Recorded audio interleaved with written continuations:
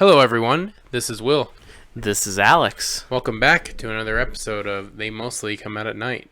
Mostly. Okay, alright. We got the fucking bullshit out of the way. For now. We got Uwe Bolls out of the way.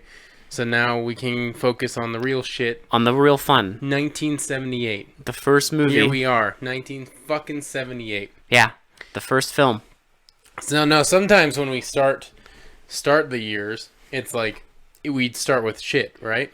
Mm-hmm. But this time, man, holy shit. This is fucking fun as fuck. God damn, this was fun to watch. I think I don't regret picking this as the first film. I don't regret you picking this as the first film either. It's really fun. Like, I don't know. I don't want to get too into it because I'll leave it for my final thoughts. But, like, man, I just had a blast watching this movie. This is great. I mean, I know that most people will probably say this is a bad movie, and yeah, sure, whatever. Well, I mean, okay, so... But here's the thing.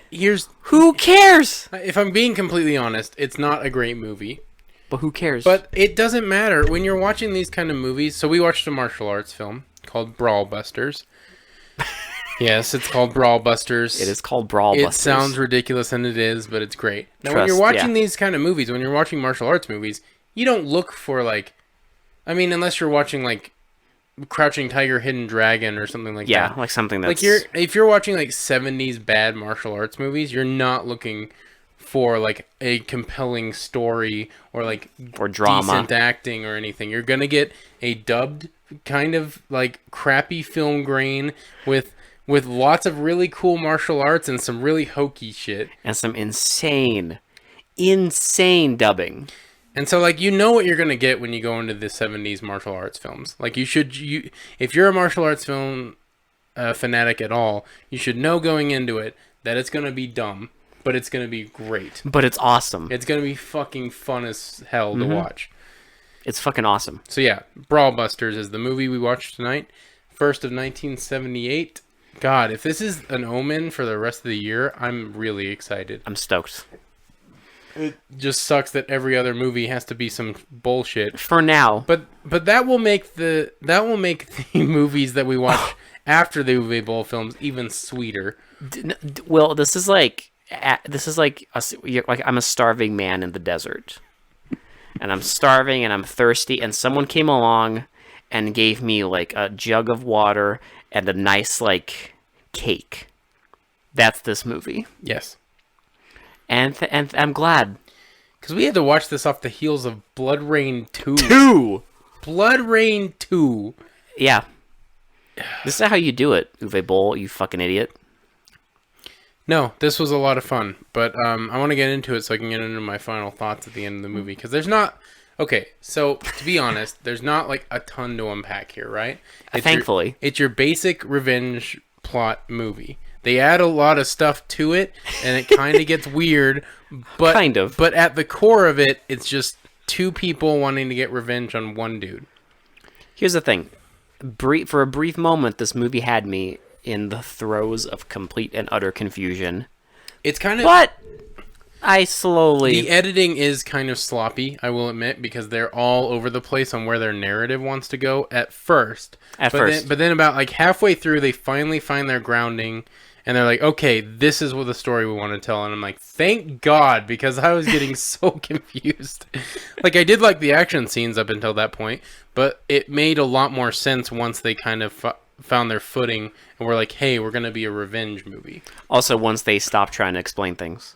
Right, because I feel like you don't... In martial arts movies, you don't need to have a story. No. Like, you know what people are there for. They're there for the action scenes. Mm-hmm. Stop trying to explain a bunch of bullshit. We don't care. We just want... It's like monster movies. We just want to see giant monsters fight each other. Uh-huh. We don't want, like, needless explanation or exposition. Uh-huh. You know, we just want two people flying into Brawling. each other. Yeah. And that's what we got, so it delivers. So anyway, let's start. Yeah. So I stopped ranting on how much I like martial arts movies and how much I appreciate this film. So we get the opening credits, and it's overlaid over a guy getting his ass handed to him. Getting the ever-loving fuck beat out of him. So this guy is just like he's challenging this emperor. It's like it's in a Chinese province, and he's challenging my favorite villain ever in any movie. What would you call him? He's not an emperor, but like he leads like a clan. He's like a clan leader. They call it a party in the movie, but it's like a clan. It's clearly a clan. Yeah. So he's challenging this clan leader because this clan leader has totally fucked this province up. Like apparently, like, he's unbeatable. Yes. So this guy. But he's also extremely evil because he just kills random people like for no reason. Just. We'll get to that. But yeah. So this dude's evil. They've established that already within the first 5 seconds of the movie. Sort of. A little bit. All you know in the first 5 seconds. We don't know the full extent. We just know that he's bad and people are challenging him because people want to overthrow him. Yeah. And he's like, no one has ever beaten me. And he proves that because this guy is just like, I'm not scared. And then he gets his fucking ass handed to him. So they have like a fight and he gets fucking beat. And then to make an example of him, they just throw him in the lake. They throw him in a pond. And then he like twitches. Remember? No, I love this because he twitches, but I think it was just the actor twitching, flailing in the water. He probably accidentally got some water up his nose. Yeah, or something. Yeah. Because I'm pretty sure it wasn't supposed to be in the movie. But you see this other man, this like bald man, like watching, just kind of like annoyed. And then there's a fucking like, what did she call it? A sedan cart. Remember? So there's a princess or a priestess coming to like a stronghold. I'm guessing the same stronghold that was in the beginning. Yes. So she's coming to the stronghold and she gets stopped by the gate guard. And she's like, "Don't you know who I am? Why would you stop my sedan cart?" And he's like, "Oh, sorry. Oh, sorry, proceed." And so they pick it up again. And then we get a weird like juxtaposition of a sedan cart that's obviously fake in that one scene. Yes. So then they're going and they get attacked. They get ambushed by a bunch of like women. Yeah. And then the scene literally just ends. It just ends. It goes to the next scene and we're like, what the fuck is going on? And it's someone, I thought at the time it was the fucking woman in the caravan. Yeah. Because she's dressed exactly like her. Going to this man. Right. But then she's like, "Oh, sorry. She couldn't make it." And then the guy's like, "Oh, you'll do fine." Right. And I'm like, "What?" I don't and then it never really explains what happened to the priestess that was in the caravan. We never see her again. She never shows up ever again. We don't fucking know. Unless she does, and I'm just like oblivious. No, she doesn't. So she like seduces one of the generals. We get a fucking cut and she's just like laying there and he's just like staring at her body. And then she's just like, "Turn off the light." And so he clicks off the electric light in ancient China. Yeah, okay, that makes a lot of sense. He turns off the light. Grabs the chain. In ancient China. They didn't think that one through, but okay. And just clicks it off. So he's like about to lay with her, and she grabs something out of her hair and then like stabs him in the chest, and that's it. And he does like a Street Fighter fall, and then like dies, and like, and that's it. Oh no! And then he's like, I think as he's dying, isn't he like a decoy or something? Yeah, I don't know what he said. He says like you traitor. I can't remember. You tricked me or something. Anyway, so now it's at his funeral. Jump to his funeral. Oh boy. We get his son.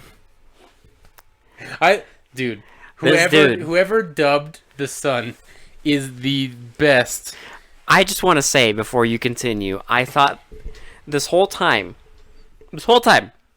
I was like, okay, so this son, the movie's going to be about the son getting revenge for his father. Keep that in mind, because most people would. I thought it was too. I was like, the son is going to be like the good guy main character who's going to get revenge for his father. Wrong. And to be fair, all of that is wrong. To be fair, up until this point, it has explained absolute jack shit about who's the good guy, who's the bad guy. Yes. We got one scene of the evil clan leader beating the shit out of someone, but we didn't see anything else. We don't know who he is. So we don't know who the woman is. We don't know who the general she just killed is. We don't know who this dude is. We have no idea who anyone is. So you would obviously lead you to believe that this guy is He's the good guy. He's the main character. Because it's the first one you see after an assassination. But here's the thing. Everything I just said is wrong. Yes. And wrong. We'll get to that. But here. Because he goes there. I love how he talks like this, like he's He talks like a fucking plantation owner. I don't know how to explain how he talks. I'm just gonna do it. I'm gonna get revenge for you, Father. I'm gonna get revenge for you, Father. My name is Beauregard Williams the Third. He sounds like a fucking plantation owner, okay? Fucking Calvin Candy over here. And Father, I must avenge your death. Like, it's just like... It's, okay, so it's literally, I over-exaggerated that last part. But like, everything else is that. But, okay, so it's the farthest thing from anything... Resembling China. Or like Asia. Or any other continent. It's not like... Okay, so it's not like dubbing they actually try, right? They just dub it. Mm-hmm. But, my God, at least try and sound... Like, not do a character. It sounded like he was doing a character. A character from a different movie, yeah. And there's no way this character would actually have this accent. No, it's fine. It only adds to it because later on we get people who have like Australian accents. It's just it adds. You get British accents, you get American accents, everything. It's a multicultural dubbing. Again, why would they care? It's just dubbing. Who cares? It adds to it. They're just like, you know what? We want to release this to the American market. People don't want to read. Here's your dub. Go on the street and find a person. Oh, cool. You want to do it? Yeah. Go ahead. That's pretty much what they did. Here we're gonna give you $20. Here's the script. Just read it. Read. I mean, it's not like it's good. Don't emote. It's not like it's well read either. No. They just here read. Read out loud, please. But the guy's like, I'm gonna get revenge for my dad, and then this woman walks in, and I'm like, is that the one who killed him? And then everyone at the funerals is as confused as we are who this woman is.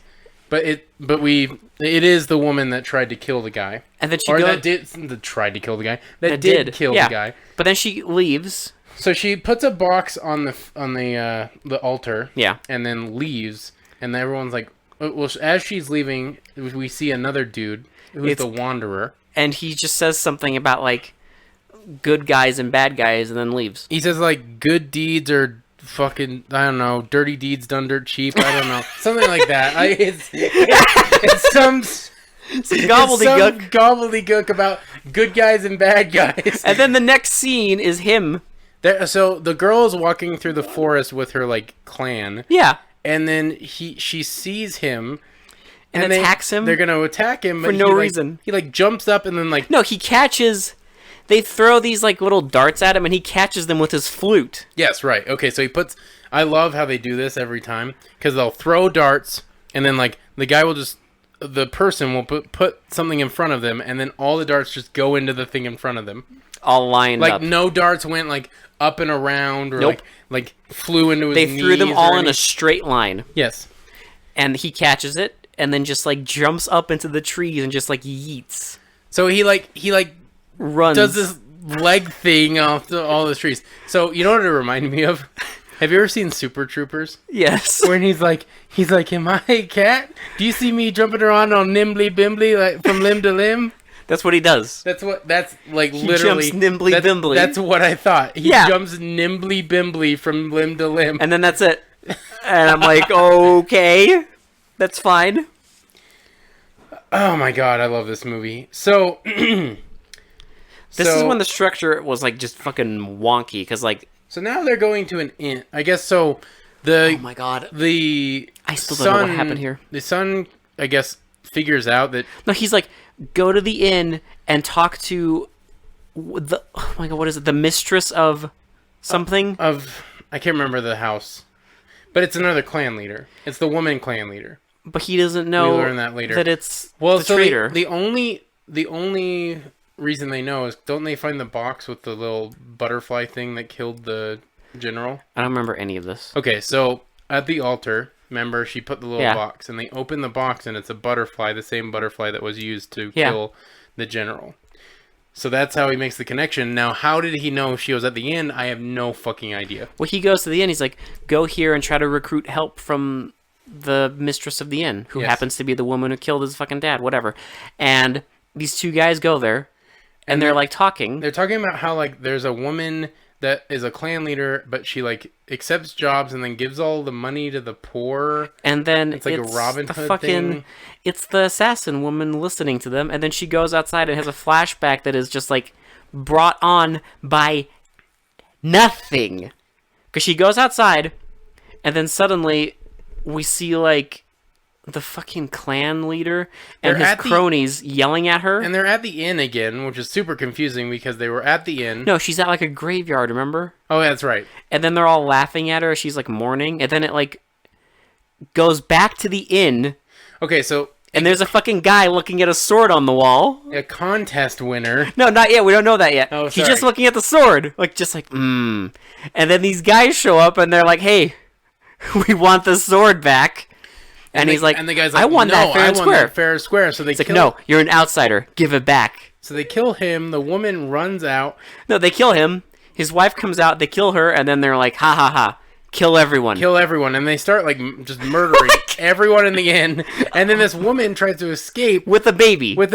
And gets, like, 2 daggers thrown into her back. And, like, makes it over the wall. Apparently they're poisonous. And so she escapes. And then she writes out a note on her... in her blood on her blouse. And it says, like, take care of my baby. And the old dude from the very beginning...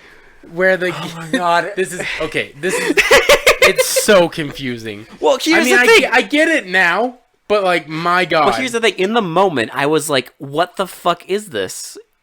Is this a flashback? What is happening? So, he reads the note and it says, take care of my little girl or whatever. Raise her well. Raise her well. And so the monk takes her.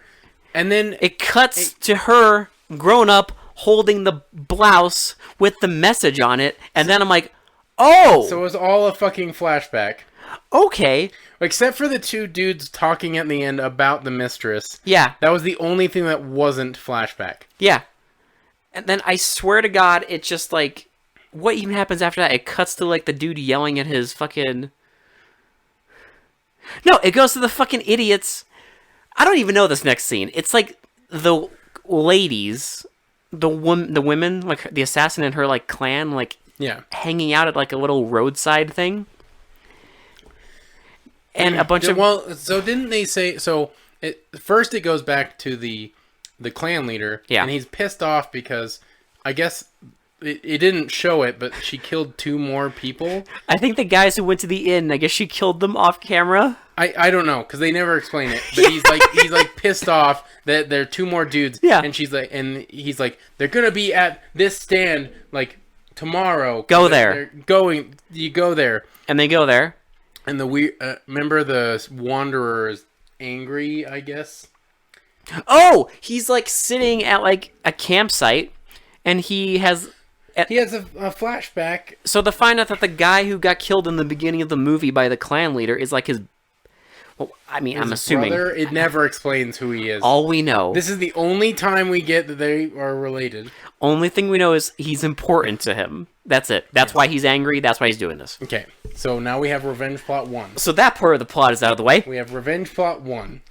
Yeah. So, okay. So now we get the roadside, like, tea house. They're hanging out, and these guys are, like, sneaking up to them. And then one dude, like, gets on the roof and, like, bores out a hole and peeks in and is going to try and, like, inform the other guys where to attack. And the girl sees him and takes her teacup and throws hot tea on the guy. And he falls like 3 feet and dies. he fucking dies from a tea to the face and like 3 foot fall. And then another guy is like about to attack the women. Yes. And he starts slowly moving there as the Wanderer is like crouched under a desk. So, okay, so this is where the Australian comes in, because he has, like, the big-ass, like, scimitar sword. Fucking anime sword. And he's gonna, like, swing on them because they're confronting the other 2 dudes. Yeah. And the Wanderer, like you said, gets under the table and, like, puts his, like, foot up and then slams down on a plank. And it launches. And it launches the guy up. He does, like, the boing noise. Yep. And then he launches him twice! He comes back down on the board, and the guy hits the board again, and he flies back up. And dies, right? He just dies. Yeah, he just dies from being boinged to death. So then... End scene. The scene just ends, like, literally. It just ends. And then it's over with, and now we get the guy that was mad that his dad died. He's gonna ambush. He's gonna... Because he was informed where the girls are gonna be. And he's like, be there with me. And he goes there. And he goes there with his, like, little confidant and, like, a bunch of dudes up in the tree. A bunch of fucking ninjas. A bunch of ninjas up in the tree. And he brings, like, a box, and he goes there and waits. Then it comes out, and he presents the box, and he's like, I will give you, like... I'll give you all this if you help me kill the person who murdered my father. And she just, like... But we also see in the box there are 5 daggers. Yeah. But the daggers are pointing they're up top at the case, yes. so that the girl doesn't see the daggers pointing at her. And then she says, like, what does she even say? Like, I won't work for you or something. She's like, I don't know, calls him stupid or something. Yeah. I can't remember. She, like, insults him. And then he knows. So he, like, puts all the money back in the chest and then grabs the 5 daggers and throws them right in front of her. And she takes out a candy cane. She gets a candy cane paddleboard. And catches all of them. All the daggers get caught on the candy cane in a nice little circle. Yep. And begin big fucking fight. Dude, this fight scene is fucking ridiculous. This is great.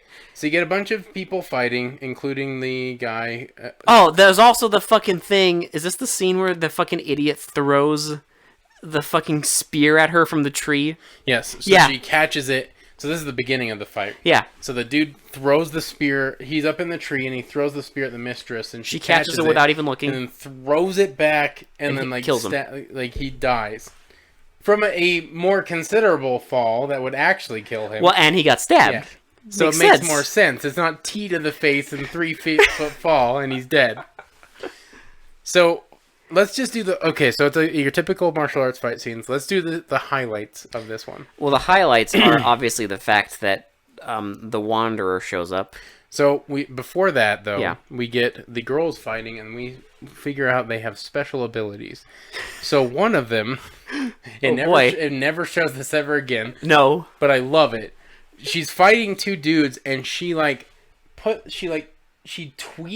like, I don't even know how to explain it. She, like, tweet, tweet, tweet, and like goes backward. Oh yeah, flies backwards, and then flies towards them and kicks both of them and kills them. She never does that again. Yeah, she, like, tweet, tweet, tweet, tweet, tweet, and, like... Our guy does that later in a big fight involving Tar. Yes. But that's it. But he doesn't tweet. No, he doesn't tweet. This is the only time we see tweet. Just, yeah. She tweets him to death.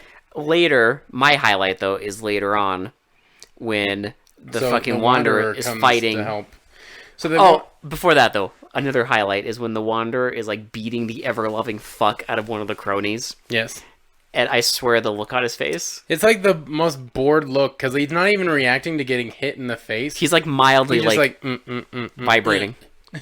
As the guy's, like, kick, punch, like, everything possible, the guy's just like, So, as you can tell, the mistress she's not necessarily losing, but you can tell she's outmatched. Yeah. So the Wanderer comes in to save the day, and he beats the shit out of some of the cronies. And he starts fighting the son of the guy that died. 1-on-1. And they're fighting. He's kicking his ass. The son throws his fucking red cape on him.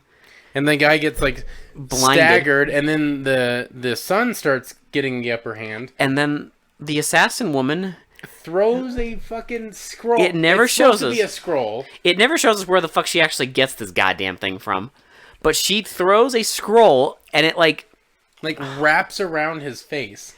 And staggers him. And and then she takes it back, and he doesn't spin, but you can clearly tell he's dizzy. Yeah. And I was like, I guess it spun him around or made him dizzy. Can I just say, though, he gets TP'd to death? It looks like toilet paper. It does. It looks like toilet paper. He gets TP'd.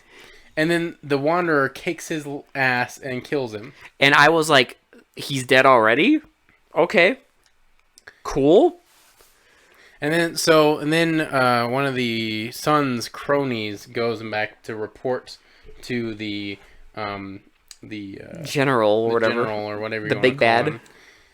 So, and he yells at his people some more, and then we get. Oh my god, this is so weird. So we get the woman, like, the mistress, sneaking into his, like, castle. So we think. So she's sneaking into his castle, and she comes into his quarters and draws a sword and is gonna stab him, and he wakes up.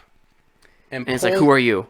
Who are you? And then she just like doesn't say anything, and he's just about to attack him again. And then he pulls on his little thing, and the net comes down. And then he pulls another little thing, and a bunch of like swords launch at her and stab her. And then she dies, and I'm just like, wow, they're really going fast with this movie. And then he wakes up again. And then he wakes up and goes into the room, and the crony's there and tells him like what's going on. But they're getting their asses kicked. And he's like, God damn it! He always says, get that. He always says like mean guy stuff. Get that cunning bitch. Get that bitch. God damn it, you guys are useless. Like typical like mean guy shit. I couldn't believe it though. He was having a lovely dream where she just wandered in and he just killed her. Like they put that in the fucking movie. So now we get a scene where the Wanderer and I guess the girl are talking a little bit, and they're going to like get their revenge, but I guess they don't know that they're after the same person yet. This is never said. No. They just know. Yes. Oh my god. So now the fucking bad guys ambush. So now we get a scene of the women all at like an altar praying. They're praying at an altar, and the dudes know exactly where I don't know how the dudes keep knowing where she's gonna be. Who knows, dude? But anyway, so she like tells the girls to jump out the window to like kind of like... No, because first the guys are like, hey, they're in there, and then they lay like traps all around the windows. Yes. And then they're like, bitch, I know you're in there, come out.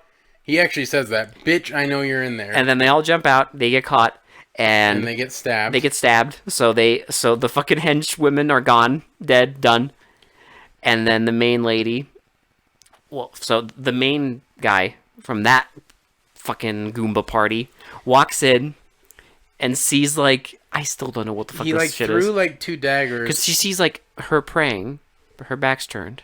And then he like throws 2 daggers and it's like a decoy. Is it a puppet? I don't fucking know. And then she like jumps out the window and he like throws 2 more daggers and gets like them in like and he's lodged like, in it's poisoned. And she like, escapes. And then we see the like, fucking... She won't get far with those poison daggers. He starts chasing her with his dudes. And then we see the Wanderer next to a fucking river playing a flute. Yes. And then she runs and runs, and eventually, like, she drops down next to a rock, and they're about to kick her to death. And he grabs both their feet. He grabs both their feet in one hand. And launches them back.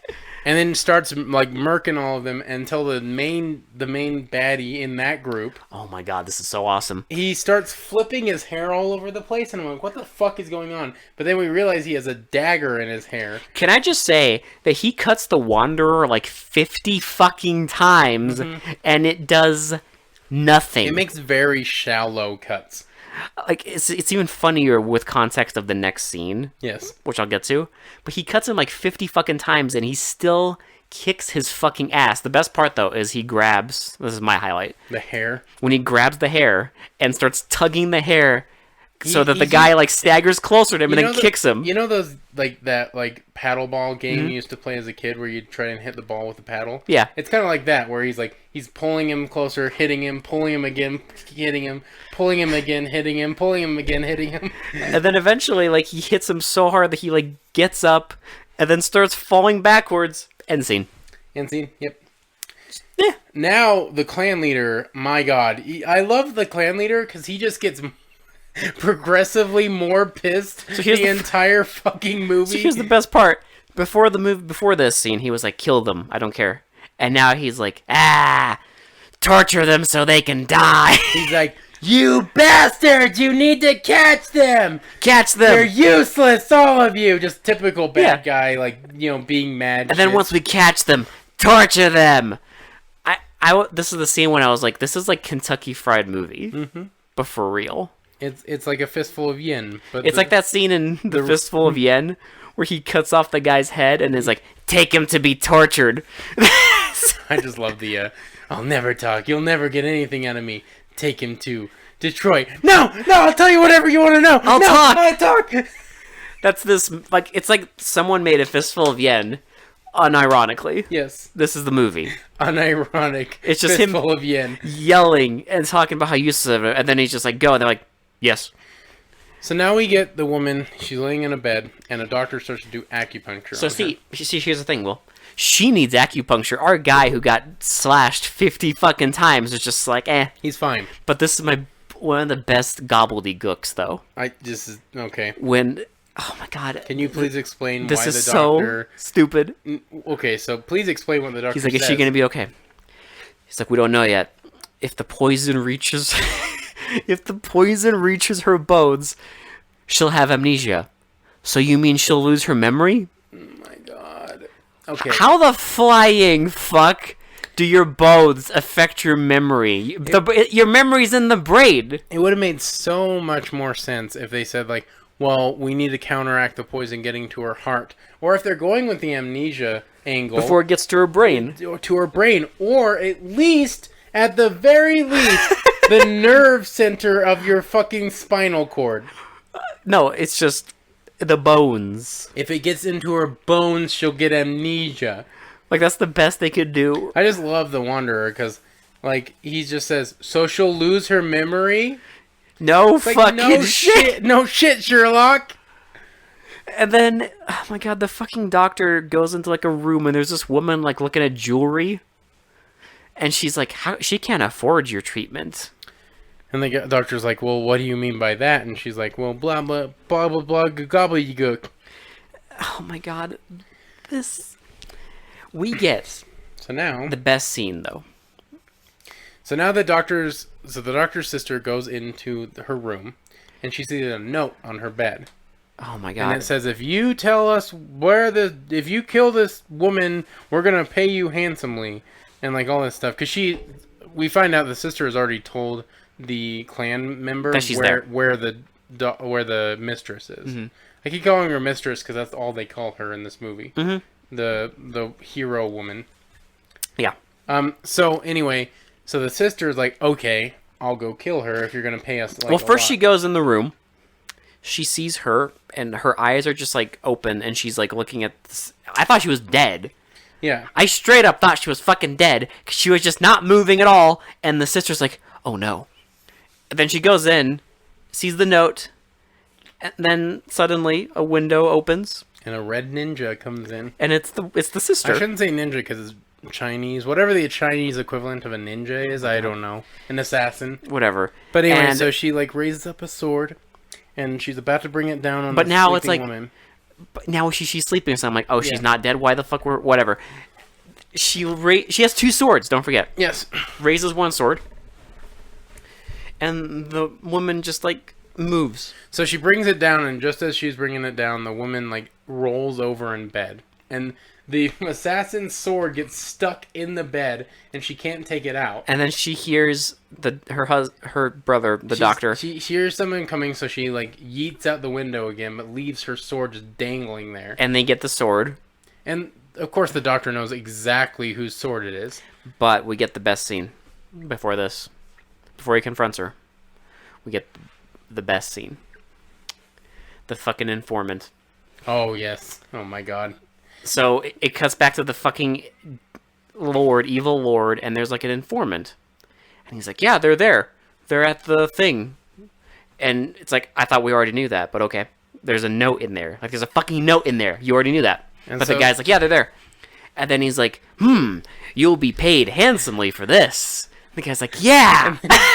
He drops, like... Oh, he calls him man, remember? Yeah. Yo, man, you'll be paid... Well, he doesn't say yo, but he's like...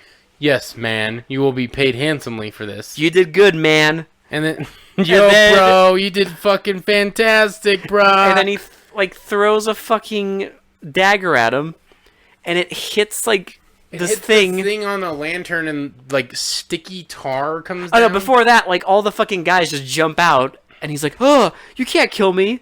And then he throws the thing, and the sticky tar comes down on him. And he can't, like, move. And then he, like, pulls a cord, and a trap door opens up. And he just... like a 3-foot drop to spikes. And he's... and right before he hits the spikes, it just cuts. But the fucking guy is just like... He got greedy. Wow. Oh, my God. I love it so much. He's just like, dog got greedy. It's like Austin Powers when Dr. Evil just keeps killing, like, random fucking cronies. I love it. Oh my god. Okay, so now we get the doctor confronting his sister, and she with the sword. Yeah, he's like, I know it's yours, and she's like, well, they were gonna pay us a lot of money, and I knew. Oh, yeah. And then the next scene is he's like, oh, okay. The hero woman wandering in the woods, and she gets. I guess we should say heroine. Yeah. Okay. Heroine. It just sounds like the mistress. Yes, the mistress is wandering around, and she gets ambushed by a male ninja. By this point, it's so predictable of who it is that I knew immediately. It even keeps like zooming in on his eyes, and then of course the Wanderer is there, and he saves her, and he like looks at the ninja, and then he runs away. Yeah. So. But I could tell by the fact that the Wanderer didn't kill this guy who it was immediately. But here's the thing. He left something. Yes. Remember? A sword. A sword. Everyone in this universe, everyone's sword must have like their full name and their address listed right on it. So you know whose sword it is, because he confronts him. And he's like, why did you do this? Blah, blah, blah. He's like, oh, by the way, I don't know where the mistress is. And he's like, I don't know either. But there's a secret... There's a secret passageway. Well, now we should also mention the doctor's sister got taken too. Yeah, she got taken by a fucking guy who was hiding in a coffin. He was hiding in a coffin, and he's like one of the clan members, like lead, like right-hand men. Yeah. And so he takes her into this dungeon thing, into the passageway. So, and they go down there, and then we see these guys with these oven mitts that have like spikes. It's supposed to be like spiked gloves, but it's clearly just oven mitts with like paper mache on it. Paper mache, but they just poke the doctor and kill him. They poke the doctor and kill him, and then the Wanderer takes quick care of them. He smacks them once, and they're dead. And then he like comes in, and the dude from the coffin is just waiting for him. He bursts through the chifforobe, and then like comes in, and they have a fight, and the Wanderer almost like gets it because the guy has two like salmon noodle swords. They keep wobbling all over the place. They didn't even look real. And then the woman's like tied up in like a closet the whole time, and the guy runs away. The Wanderer chases him, and the woman like gets out of her like claws and starts crawling over. But so the coffin dude comes to this another drawstring. It's always a drawstring. Always right? a drawstring. And so he like pulls it. He pulls it right when the Wanderer's in between two like doors. Archways. So two wooden things come down, and then the walls start like closing in on him. Spikes on them, like Indiana Jones. So the woman, like the sister, like crawls to like another cord, and while this like Wanderer's struggling to keep these spiked walls from like closing in on him.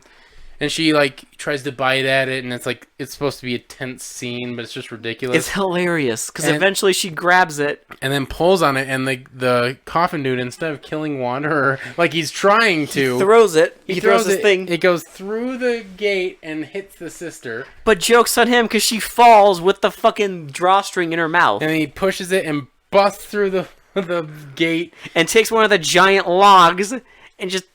Dabs him? Yeah, dabs him with the log and then dead. Now I don't even know what to say. Now we get the clan leader angrier than ever. He like throws his fists. He calls them all bastards. And they're just like taking it. He's like, "We need to get this bitch." And then she's wandering. She's walking to the palace, and there's a guy hanging on a fucking rope. And you called it. So doesn't Wanderer like? Doesn't he infiltrate, like, siege the place right now? Is this the fucking... This is where we get... This is where... Because remember, he goes, and then we notice where the princess is. The fucking... Because remember, he tells them... one of the guys, before he dies, tells them where the... where they're waiting for her? Yeah, okay, you're right. Yeah, so we need to get through this beautiful scene first. The Wanderer just walks into the fucking, like... This is literally the next scene right after he kills the fucking dude with the log. This is the scene. He walks into basically the angry room. Mm-hmm. The room where the bad guy's yelling at people. He walks in there. Where we see the clan leader always yelling at the other... He walks in the angry room, but it's empty now. And then 4 guys come out. two have like these fucking disc hands, these fucking discs, and then like, two have like these just like dagger things. They're like flying disc hands, and the other two have spears. So he starts fighting and everything, and we get like kind of into the fight, and then the tar breaks from the lantern again, and he gets stuck. And then this scene is ridiculous. This scene is so fucking insane.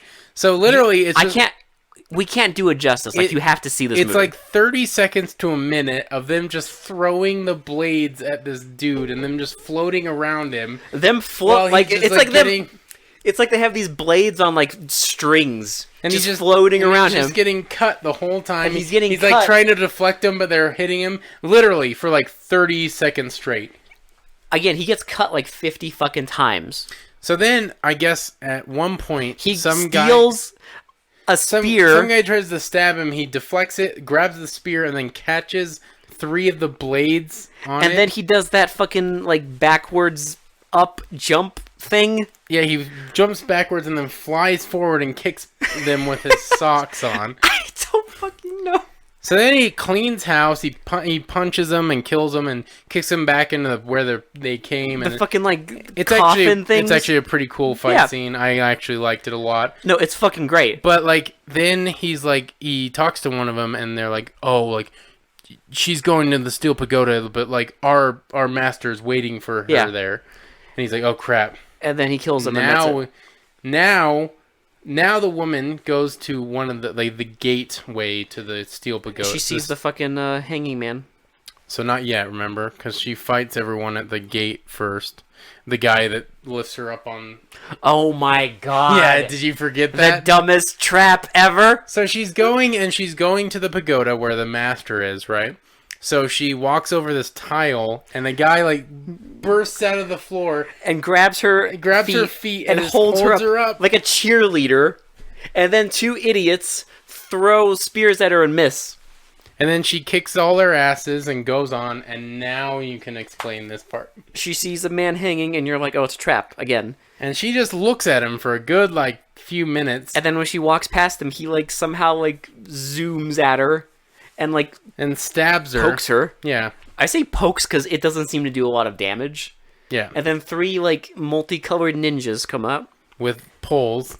We should mention the sound effects at this point. Oh my god. Because it's like, they have this certain sound effect for the poles. It's like this whoosh. It's like, yeah. But like, they do it so many times. Mm-hmm. It's like all you can hear.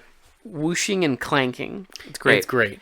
And she kicks their fucking asses. And then Wanderer... does Wanderer show up now, or does he show up... No, he shows up at the end. That's right. So she kicks all their asses, even while being wounded. She's barely... we wouldn't even know she was wounded, dude. There's like a little red dot on her stomach. Yeah, that's all you get. So she finally goes up and confronts the general. And he's just, like, taking it easy on a chair... While 3 old dudes pop up from this giant, like, castle hinge. 3 old young men. So they all walk down and they have these, like, poles with spikes and, like, circles at the end. I don't know technical terms for weapons. But that's because they made it up. Yeah. So they made... You know why they have circles on them? So it can look cool during the fight scene when she, like, grabs them with her feet. You know what, Alex, though? It does. It does look cool. That's right. That's right, baby. It does look fucking cool. They fucking went for aesthetics. She catches 2 of them and then puts her foot through another one. Through 2 others. And it looks fucking awesome. And then, like, whacks them back. them all away. It's fucking cool. But it's going... And then she gets, like, staggered. So you think she's going to lose... And I'm like, okay, Wanderer has to show up at this point. Because we see him running at... Yeah. He runs past the fucking idiot hanging on the rope. So he comes in last second before she's going to die. And then they take care of all... Now, I will admit, this fight scene is really fucking cool. This fight scene's awesome. Okay, so they take care of all the old young dudes. They kick their asses. They beat the shit out of them, like, throw them against walls, kick them, like, a bunch of times, like...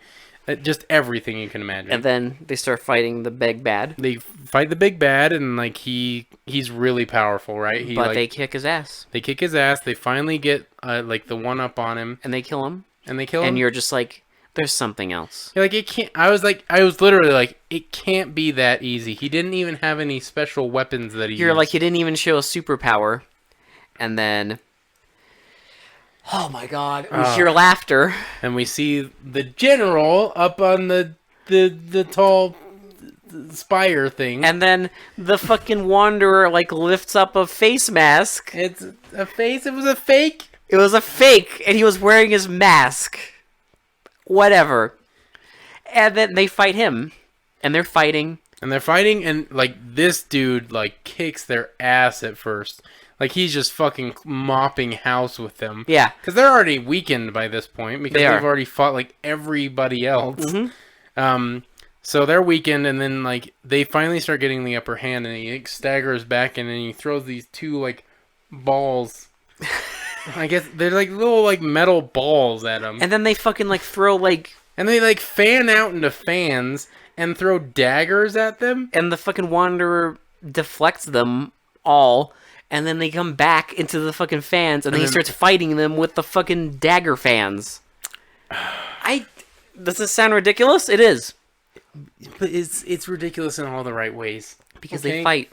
And they keep fighting. And eventually... It's like, it's such a long fight scene. And I love it. I love it. It's great. So they fight, and he kicks their ass a little bit. They kick his ass a little bit. It's like a back and forth until finally they get the upper hand, and they just fucking like kick the shit out of this guy. And then he like flies up. He walks up, or he goes up to the fucking like top of the thing, the castle.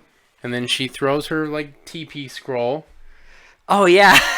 She throws her TP scroll and like staggers him, and then they fucking like both do a flying zipline kick up to... Just like, oh my god, I can't describe it. You need to go watch this movie. They just fly at him in a straight line. They just fly from like ground level up about 3 feet. Straight up. And kick him. And then I love the last scene. Like the last scene, because he like flies down the spire. Yeah. And then the last scene is like... They jump down. And one of them kicks one way and the other one kicks the other way. And that's they, it. Kind of spin him around, and like he falls on the ground and he's dead. And then, of course, the last laugh. The fucking old man who, might I add, by the way, we didn't mention this. The old like monk who raised the woman. Also, guess who else he taught? The Wanderer. And now he shows up at the very end and is like, good job. Yep. And then the woman's like, I won't fight. I'm done. I'll become a nun, blah, blah. He's like, no. I taught you kung fu for good. Now the man is dead. There will be peace. And then he walks away. End movie. There is so much I want to talk about. It's not going to take long because I think you already know what I'm going to say. We all know. This movie is awesome. Fucking awesome. Like, I don't know. Like, the acting is... Okay, so, to be fair, the dubbing is really bad. But here's the thing, though. The film quality is horrible. But here's the thing. The film quality is horrible, but we've seen worse. Here's the thing, though. The dubbing only adds... It's true. ...to the insanity. It's just one of those movies that's just, like, really fun to watch. Yeah. It's just, like, there's a lot going on. There's, like, bad dubbing. Everything combines to make this really, like, worthwhile, like, viewing. Especially if you love kung fu movies. Because the choreography in this movie is actually pretty decent. Yeah. Like... And there's tons of, like... It doesn't get old. Because there's always, like, new... Like, random new weapons and, like, obstacles and... There's always something new being brought to the screen, and I love that. They're never like there's never a dull like moment. It's never the same thing. Like, and even like when you're trying to figure out in the first half like what's going on, they quickly like kind of like replace it with a kind of a more grounded story. Yeah. So it doesn't take too long to get into this movie because the action scenes are there. Mm-hmm. They're really good.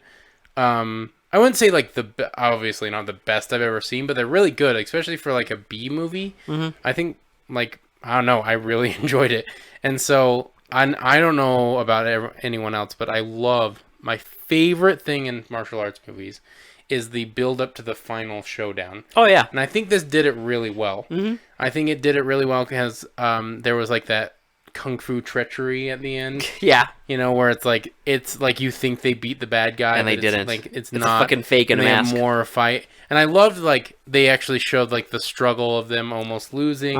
They're beaten down, and this guy almost gets the upper hand, and then they work together to take him down.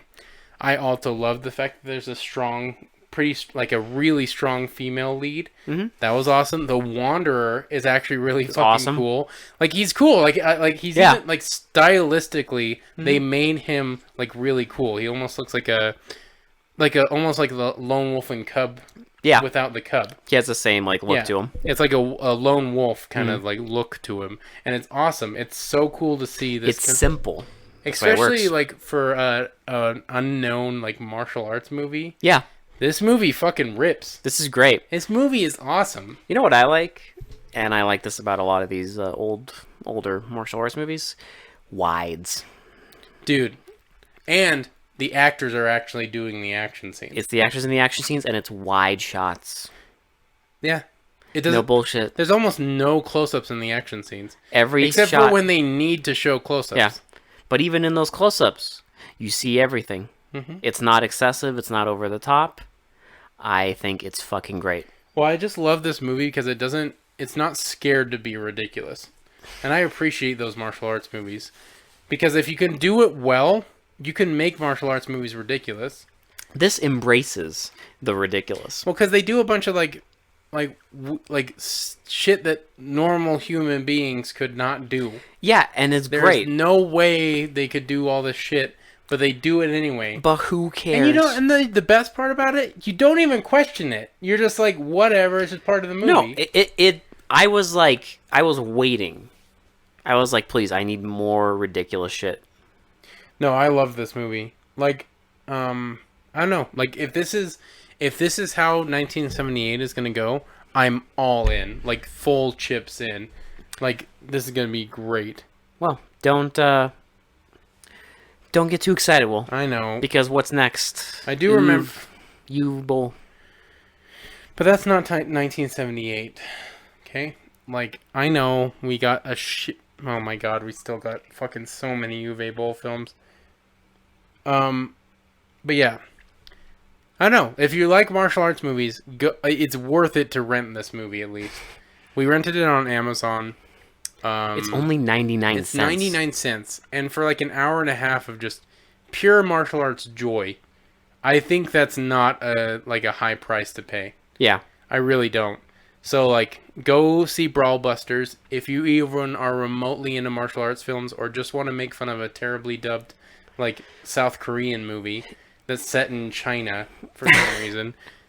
Just go, I don't know, go enjoy it. Get a bunch of friends that enjoy Kung Fu movies and just enjoy the hell out of it and appreciate it for what it is. This is a B movie that didn't need to go as hard as it did on its action scenes. But it did. It did. It went hard AF. Because that final showdown is really, there's a lot of technical shit going on there. Maybe I'm wrong, but I just liked it. Maybe I'm looking at it through rose-colored glasses, but I just really liked this movie. I would actually go as far as to say that I will probably own this movie eventually. Yeah, I will say I think more people should watch this because this is very obscure. It's very obscure, but it's awesome, and I think it does have kind of a cult following. I mean, the people who've watched it like it, but it's very unknown. I didn't know anything about it until we watched it. So. I accidentally found it. Yeah, and here it is. But yeah, so that's Brawl Busters. Shitty to Pretty, we can finally do one because Uwe Boll, we already know what they're gonna be. Shitty to Pretty, I'm gonna rate this pretty high actually. I'm gonna say probably, I would say it's not my favorite martial arts movie, but it's definitely not one that I absolutely hate because I love it. I mean, on our scale, which is again, it's not a normal movie scale, I would say an 8. That's what it's funny because I don't know why we do these Shitty to Pretties because we have the exact same rating. Were you gonna do an 8? So we're gonna give this an 8. Yeah, I think if you cleaned up a little bit of the sloppiness in the beginning, I'd rate this higher, but still. If you explain more about what the hell is actually going on, because you get it eventually after a while, but like, and clean up the film quality and everything, then it could be higher rated. But I think as it is, it's just a fun martial arts movie. Like, it's a joy to watch. Clearly these people, whoever the Black Belt Society and like what Fantastic Films. Yeah. My God. It's like the Chinese Black Belt Society presents. I don't know though. Like, I had a hell of a time with this, and it's just I don't know. This is what martial arts movies are all about. This is what you go to watch martial arts movies for. Some hokey story, some bad dubbing, and some awesome action scenes. And it delivers on all ends. No, so, I love this. I think everyone should watch this. So yeah, there's Brawl Busters. Just go watch it. Watch it. Don't watch our next film. Yeah. Watch this. Oh my God. Was it Far Cry now? Probably. Fuck. Whichever Uwe Boll movie that's next I can actually get my hands on is going to be that. Oh my God, we have to watch fucking Blood Rain 3. And In the Name of the King 2 and 3. Why? Why did we do this? You know, I will say this before we end the episode. I am baffled by the fact that Uwe Boll, in some weirdo fucking way, seems to be getting more incompetent. It's because he ran out of moolah. Yeah, but it's just like, you know, after you keep making movies, wouldn't you, like, I don't know, learn from experience? You'd think. Wouldn't you, like, have some understanding? Also, we need to discuss it, but I think we're gonna do the live stream again. We are. So keep an eye out for that. Also, make sure to go to our YouTube page. They mostly come out at night podcast. Is it podcast or is it just mostly coming at night? I don't know. Podcast. Just search it. Mostly come out at night. They mostly come out at night podcast. Yeah, if you search podcast, you'll find it. It should show up right there. You'll see our logo. Just press subscribe, hit that bell so you know when we're actually going to go live. And then you can chat with us. We'll answer questions. You can do, like, it's like interactive. We want people to come and join. No one has yet, except for, like, a few people. But, like, we want, like, a whole community. It'd be awesome to get, like, more, like, feedback so we have, like, lots to talk about. Because right now we can only just shit on the games we play. So, which we do a lot for, like, 6 hours straight. Oh, God. And then we do an impromptu mukbang in the middle of it. So, I mean, it's a multi-tiered show. It's fun. It's fun. So anyway, but be on the lookout for that. And be on the lookout for more. They mostly come in at night because we're not going anywhere. You already know when we do it, so. So yeah, that was Brawl Busters. As always, this has been Will. This has been Alex. And we will talk to you all later. Bye.